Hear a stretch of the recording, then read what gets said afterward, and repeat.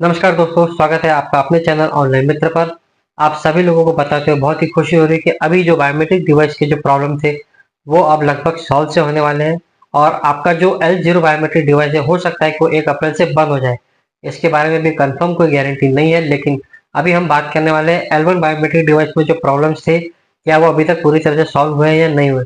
तो काफ़ी सारे रिटेलर्स और लोगों से बात करके पता चला है कि उन्हें मंत्रा के डिवाइस में 2146 और दूसरे भी 1, 2, 3 अलग अलग तरह के जो है एरर उन्हें देखने को मिल रहे हैं। इसके अलावा जो मोर्फो का जो डिवाइस है, वहां पर आप लोगों को रेड लाइट ब्लिंकिंग का प्रॉब्लम देखने को मिल रहा है। तो दोस्तों, ये जो रेड लाइट ब्लिंकिंग क्यों होती है, उसके बारे में मैं आज अभी आपको बताने वाला हूँ। जब भी कोई कंपनी अपने सॉफ्टवेयर को अपग्रेड करती है, खासकर मोर्फो, तो उस अपग्रेडेशन के दौरान वो क्या करती है, आपके डिवाइस को जो है फर्मवेयर मोड में डाल देती है, जिसे हम मोबाइल की भाषा में फास्ट बूट मोड कहते हैं। तो जैसे ही आप लोगों ने अपने डिवाइस को न्यू आरडी सर्विसेज के साथ में जब आपने लॉगिन करने का मतलब रजिस्टर करने का प्रयास किया, तो वो सीधा मोर्फो के सर्वर पर चला गया और वहां पर उसका फर्मवेयर अपग्रेडेशन जो शुरू हो गया। लेकिन आप लोगों को ऐसा लगा कि शायद इस डिवाइस में कुछ तो भी प्रॉब्लम आ गया है, इस वजह से लाइट जो है ऑटोमेटिकली बंद चालू हो रहा है और आप लोगों ने अपने डिवाइस को जो है वो मोबाइल फोन या पीसी से जो है डिस्कनेक्ट कर लिया और डिस्कनेक्ट करने के बाद आपका डिवाइस जो वहीं पर जो स्टक हो गया, यानी कि वो सॉफ्टवेयर जो है बीच में ही काम करना बंद कर दिया, वो पूरी तरह से अपग्रेड नहीं हुआ और इस वजह से वो डिवाइस रेड लाइट ब्लिंकिंग में अटक चुका है। अब आपको इसका जो सोल्यूशन है वो क्या करना है? तो सबसे पहले तो मैं आपको बताना चाहूंगा कि अगर आप लोग मोबाइल फोन में इस्तेमाल कर रहे हैं, तो आप लोगों को लेटेस्ट मंत्रा का आरडी सर्विस जो है वो अपडेट कर लेना है और उसके बाद अपने बायोमेट्रिक डिवाइस को जो है वो मोबाइल में अटैच कर देना है लगभग 15 से 20 मिनट के लिए।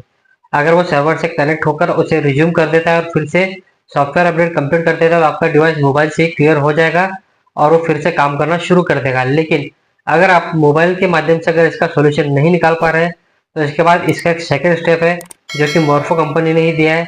ये स्टेप के लिए आपको सबसे पहले कुछ विशेष सावधानियां रखनी है और कुछ इंपॉर्टेंट पॉइंट्स पे भी ध्यान देना है। सबसे पहला जो पॉइंट, अगर आप लोगों को अगर कंप्यूटर का नॉलेज है और आप लोग सॉफ्टवेयर और प्रोग्रामिंग को समझते हैं, दोस्तों बेसिक से काम है, कोई ज़्यादा हार्ड नहीं है। लेकिन अगर आप लोगों के पास टेक्निकल नॉलेज है तो ही आप ये काम करना, नहीं तो आपका डिवाइस डेड हो सकता है या फिर स्टक हो सकता है।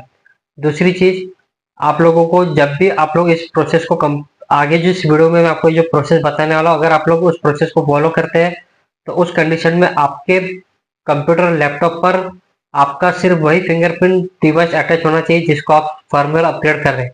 यानी कि आपको मोर्फो का L1 डिवाइस ही अटैच करना है, इसके अलावा L0 मंत्रा या किसी और कंपनी का डिवाइस आपको वहां पर अटैच नहीं करना है।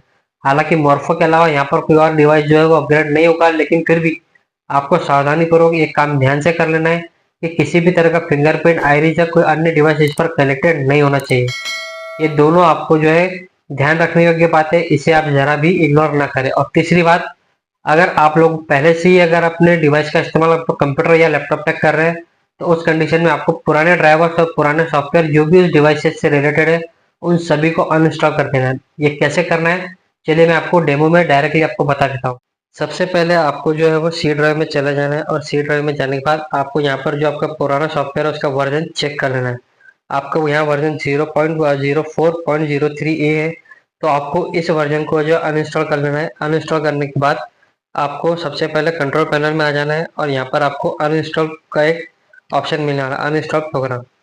आप लोग अगर कंप्यूटर चलाते हो आपको इजीली पता होगा। इसके बाद यहाँ पर हमको IDMI को सर्च करना है और इस वर्जन को हमें जो है अनइंस्टॉल कर लेना है। इसके अलावा इसी आपको मेन्यू में आपको मोर्फो का भी ड्राइवर और मोर्फो की आरडी सर्विस मिलेगी, उन्हें भी आपको अनइंस्टॉल कर देना है। कंप्लीटली पुराने वर्जन को अनइंस्टॉल करने के बाद ही आपको न्यू प्रोसीजर पे जो है वो टिक मार्क लगाना है। ध्यान रखिए दोस्तों, अगर आपको नॉलेज है टेक्निकल का तो ही आप इसे कीजिए, नहीं तो आप किसी जानकार व्यक्ति से ये काम कराइए, नहीं तो आपका डिवाइस स्टक हो सकता है।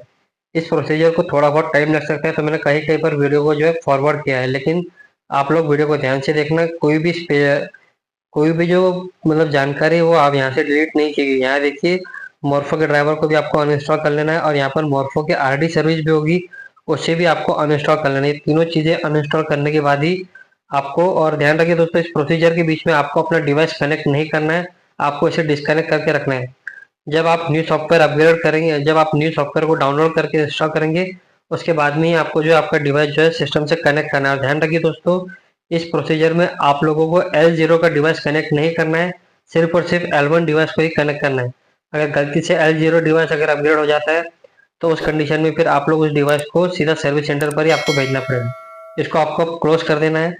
इसके बाद इस आपको सी ड्राइव में फिर से जाना है और यहाँ पर जो IDMI का जो फोल्डर बनाया हुआ है इसको आपको डिलीट कर देना है। इसको डिलीट कर दिया। इसके बाद में यहाँ पर आप कोई भी हमारा मोरफो की फाइल अवेलेबल नहीं है। अब हमें जाना है क्रोम ब्राउजर पर और यहाँ पर आप लोगों को जो लिंक है वो आपको RD सर्विस गूगल पर सर्च करना है मोरफो। अगर वो नहीं मिलती है तो मैं आपको डायरेक्टली लिंक दे दूंगा। यहाँ पर देखिए डाउनलोड्स का ऑप्शन है।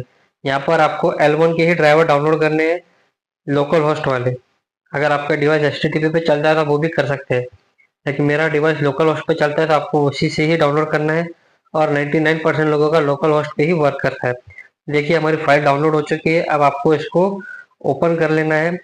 मैं विंडोज 11 इस्तेमाल कर रहा हूँ, आप लोग जो भी ऑपरेटिंग सिस्टम इस्तेमाल कर रहे हैं प्रोसीजर सब में लगभग सेम है। अब आपको इसको एक्सट्रैक्ट कर लेना है, राइट क्लिक दबाना है और यहाँ पर देखिए एक्सट्रैक्ट ऑल दिखा है। आपको इस फाइल को एक्सट्रैक्ट कर लेना है जिससे कि इसके अंदर के सभी जो सॉफ्टवेयर हैं वो आप इजीली एक्सेस कर पाए।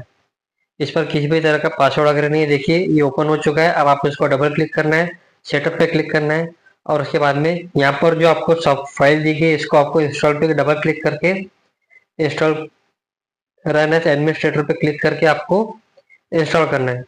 रेगुलर में आप इंस्टॉल मत कीजिए, रन एज एडमिनिस्ट्रेटर किया तो ये इजीली वर्क करेगा और आपको कोई भी परेशानी नहीं आएगी। इसके बाद में आपके सामने एक मेनू और आने वाला है, उसमें भी आपको क्या करना है तो देखिए यहाँ पर विंडोज पास प्रोटेक्टेड पीसी, तो आपको मोर इन्फो पे क्लिक करना है और उसके बाद में रन एनीवे पे आपको क्लिक कर देना है। इससे कि सॉफ्टवेयर इजीली जो इंस्टॉल होना शुरू हो जाएगा। जैसे ही उसके बाद में आपको यहाँ पर यस करना है और यस करने के बाद आपके सामने जो है इंस्टॉलेशन का विंडो और साथ में एक CMD का भी विंडो ओपन होने वाला है। तो जब तक कि ये विंडो कंप्लीट नहीं होता है तब तक कि आप लोगों को क्लोज भी नहीं करना है, कोई और बटन नहीं दबाना है। जैसे ये प्रोसीजर स्टार्ट हो जाता है दोस्तों, आप लोगों को अपना जो बायोमेट्रिक डिवाइस है वो आपको सिस्टम से कनेक्ट कर देना है, क्योंकि उसके बाद ही ऑटोमेटिकली ड्राइवर को जो है वो डिटेक्ट कर देगा और इजीली इंस्टॉल भी हो जाएगा। यहाँ पर आप देख सकते हैं Morpho RD service is starting. तो उसके बाद आपको अपना डिवाइस कनेक्ट कर लेना है और इसके बाद में जब तक ये सॉफ्टवेयर का प्रोसीजर कंप्लीट नहीं होगा तब तक कि आपको अपना डिवाइस डिस्कनेक्ट नहीं करना है। ध्यान रखिए दोस्तों, जब तक आप फर्मवेयर पूरी तरह से अपग्रेड नहीं करेंगे तब तक आपको नहीं करना है। यहाँ देखिए ये इंस्टॉल हो चुका है लेकिन अभी तक आपको यहाँ से और यहाँ जैसे लिखा है initial process complete successfully device ready to for capture, जब ऐसा लिख के आएगा तभी आपको जो है अपना डिवाइस हटाना नहीं है दोस्तों, लगा हुआ है रंजना। आपके ड्राइवर प्रॉपरली इंस्टॉल हो चुके हैं। अब यहाँ पर आपको देखिए फिर से वो फाइल बन के आ गई है IDMI RL सर्विस। यहाँ पर आपको आना है 60.6.03, आपका वर्जन जो अपडेट हो चुका है। अब आपको इसको डबल क्लिक करके आपको ओपन करना है। इसी में आपकी जो फर्मवेयर अपग्रेड की फाइल और सॉफ्टवेयर है जिसके माध्यम से आप अपना मोरफो डिवाइस को जो है अपग्रेड कर सकते हैं। डबल क्लिक करना है, उसके बाद में यहाँ देखिए नियो MRD 0.6 है और आपको नेक्स्ट पे क्लिक कर देना है। नेक्स्ट पे क्लिक करने के बाद यहाँ पर देखिए इसने आपका जो सीरियल नंबर है वो ऑटोमेटिकली ले लिया है और आपका डिवाइस का मॉडल नंबर भी लिखा हुआ आ गया है। अगर आपका सीरियल नंबर आता है तो ही आपको नेक्स्ट पे क्लिक करना है, नहीं तो आपके ड्राइवर प्रॉपरली इंस्टॉल नहीं होंगे। अब आपको नेक्स्ट पे क्लिक कर देना है। जैसे ही आप नेक्स्ट पे क्लिक करते हैं तो आप देखिए जो प्रोसेस जो है वो स्टार्ट हो चुका है। यहाँ पर नीचे इनिशिएशन आ गया और अपग्रेड डन हो चुका है, लेकिन आपको अभी तक इसे डिस्कनेक्ट नहीं करना क्योंकि ये प्रोसीजर अभी शुरू है दोस्तों। जब तक आप लोगों का रेड लाइट ब्लिंकिंग बंद नहीं होता है तब तक कि आपको इसे रोकना है। यहाँ पर आपको सक्सेसफुल अपग्रेड लिखा हुआ आ गया है, इसका मतलब अब आपका प्रोसीजर और आपका डिवाइस 100% अपग्रेड हो चुका है। अब आपको क्या करना है दोस्तों, सर्च मेनू पर जाना है और यहाँ पर सर्विसेज करके एक टैब सर्च करना है। इसमें आपको ये ऑप्शन देखेंगे यहाँ मोरफो RD सर्विस जो होगा उसको आपको स्टॉप कर देना है और इसको स्टॉप करने के बाद आपको और एक बार सर्च करना है IDMI ऐसा सर्च करना है और वहाँ पर इसको आपको रीस्टार्ट कर देना है। जैसे आप ये कर दीजिए आपका ये काम कम्प्लीटली 100% हो चुका है। अब इसके बाद आगे आपको क्या करना है वो भी मैं आपको बता देता हूँ। तो बस आपको इतना ही करना था दोस्तों। अब आपका डिवाइस 100% जो है सक्सेसफुली अपडेट हो चुका है। अगर आपके पास टेक्निकल नॉलेज है तो ही आप इस प्रोसेस को करना। जरा सी भी गलती आपके डिवाइस को डेड या स्टक कर सकता है। इसके बाद इस डिवाइस को फिर से शुरू करने के लिए आपको इसे सर्विस सेंटर में भेजना पड़ सकता है। अगर आपका प्रॉब्लम सॉल्व हो जाता है तो आप कमेंट में डन लिखिए, थैंक यू लिखिए या कुछ भी लिखिए। और हाँ, अगर आप लोग हमारे चैनल पर नए हैं तो प्लीज़ चैनल को सब्सक्राइब जरूर कीजिए, ये बहुत ही इंपॉर्टेंट चीज़ है। इसके अलावा अगर आप लोगों को कोई और परेशानी आती है तो आप कमेंट कीजिए और अगर आप चाहें तो हमसे डायरेक्टली बात भी कर सकते हैं। इसी वीडियो के डिस्क्रिप्शन में मैं आपको अपने टेलीग्राम चैनल का भी लिंक दे दूंगा, वहां से आप हमसे डायरेक्टली बात कर सकते हैं और अगर आपको कोई परेशानी आ रही है तो उसका भी हम आपको सॉल्यूशन देंगे। चलिए मिलते हैं अगले वीडियो में, तब तक के लिए गुड नाइट।